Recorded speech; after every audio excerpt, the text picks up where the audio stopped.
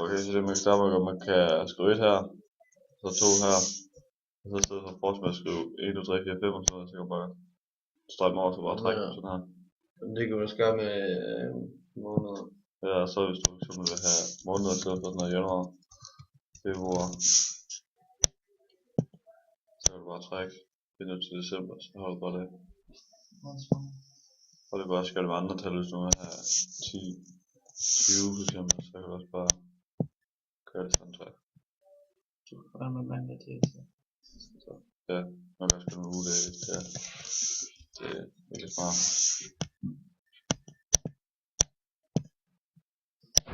Så kan man bare trække ned, og lige sådan noget der. Så får man bare det hele, det er sindssygt smart.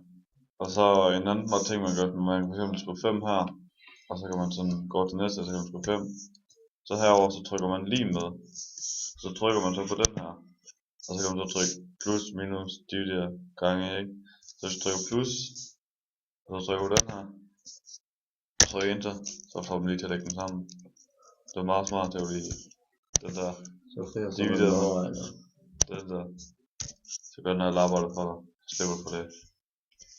Og så en anden lille smart ting man gør, så kan man indsætte sådan nogle diagrammer, så hvis man lige har sådan en talrække eller et eller andet, man gerne vil lave diagrammer, så kan man lige strøge dem over, og så kan man lige indsætte op. Og så har man nogle forskellige diagrammer her, man kan vælge. Man kan vælge lidt af se hvad der sker den, sådan noget, og så 2D og 3D og procent og alt muligt, hvis man nu vil have det.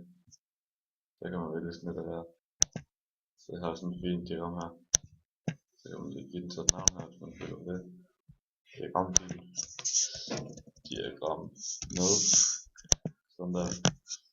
Det er en nem måde lige at få sådan et smart diagram på, så slipper man for at tegne det selv. Og så kan man for eksempel bruge nogle decimaler, hvis man nu skal få sådan en lang tal her, som sådan komma. Og så runder den så automatisk ned her, kan I se, men det står så stadigvæk heroppe. Så det er fint, ja. Og så kan man jo smide et andet tal som er siden af. Så der. Så kan man jo lige lægge dem sammen, ligesom vi viste før. Plus. Okay. Det giver en lidt underlig værdi her. Det var måske ikke lige så heldig. Jeg tror det er fordi jeg lige kom med T ind her, der er ikke så godt. Prøv lige slet. Så prøver vi igen se. Der får vi det tal her. Kommer 79, vi zoomer lige lidt ind.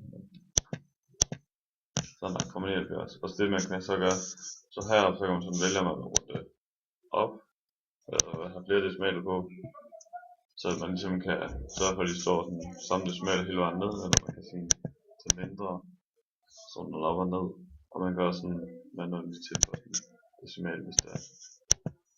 Og det man så også skal gøre, det er, at man kan for eksempel lige gøre det procent, hvis det er, så står der procent i stedet for. Det er også meget smart. Og så kan man sådan vælge danske kroner i euro, hvis man har sådan en tegn af. Yes. Sådan der skal vi prøve lige til nogle forskellige tal ind her. 4, 3, 2, 4, ikke? Og så, hvis man går ind under hjemme her, så har jeg en smart funktion op, der hedder autosum. Så kan man så se, når alle de her ja, vi undskylder lige for forstyrrelsen der, men altså, så kan man lige trykke enter her, og så lægger han lige dem alle sammen. Det var meget fint. Så giver det sådan 13, 4, 3, 2, 4, det giver 13 her, det er super.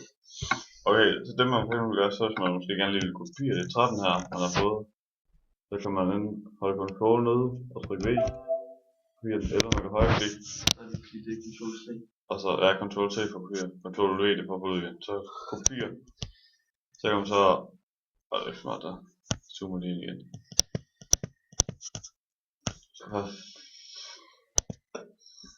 Okay, så kan man for eksempel gå ned i den her kolonne her. Der er række her, så har man nogle forskellige. Nej, vi kopierer den igen. Okay, så har vi nogle forskellige. Så har vi nogle forskellige ting her. Man sådan kan vælge. Har sådan en hedder værdier. og så har der sådan en taget formler, roterer 180 grader og alt muligt andet. Så hvis man for eksempel gerne vil have formlen, så sætter man den ind. Så får man her den der sum, lige med del, lige med 9. Det vil sige, at man får formlen fra det stykke her, ikke?